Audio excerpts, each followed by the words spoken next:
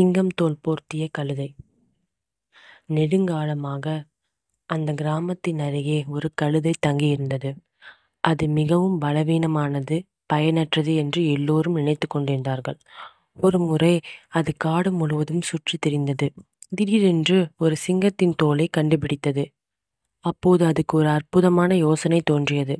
சிங்கத்தின் தோலை அணிந்து மற்ற விலங்குகளையும் மக்களையும் முட்டாளாக்க நினைத்தது. எனவே அது சிங்கத்தின் தோலை எடுத்து அதன் மூலம் தன்னை மூடிக்கொண்டது.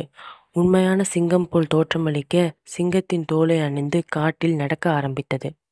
அதைக் கண்ட விலங்குகள் அனைத்தும் பயந்து அதை விட்டு ஓட ஆரம்பித்தன. இது அதோட திட்டம் செயல்படுவதை உறுதி செய்தது.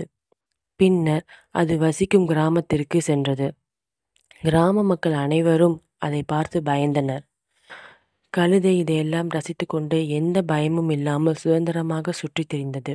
அது மிகவும் மகிழ்ச்சியாக இருந்தது, ஏனென்றால் இப்போது அது யாருக்கும் பயப்பட தேவையில்லை. ஆனால் ஒரு நாள் காற்று பலமாக வீசியதால் அது அணிந்திருந்த சிங்கத்தோல் பறந்து சென்றது. கழுதையின் மிகப்பெரிய ரகசியம் வெளிப்பட்டது. இது கழுதை, மேலும் இது சிங்கம் என்று நாங்கள் நினைத்தோம் என்று கோபமடைந்த கிராம மக்கள் அதை தங்கள் கிராமத்திலிருந்து துரத்தினார்கள். கதையின் கருத்து: வேறு ஒருவரைப் போல் எப்பொழுதும் நம்மால் நடிக்க முடியாது.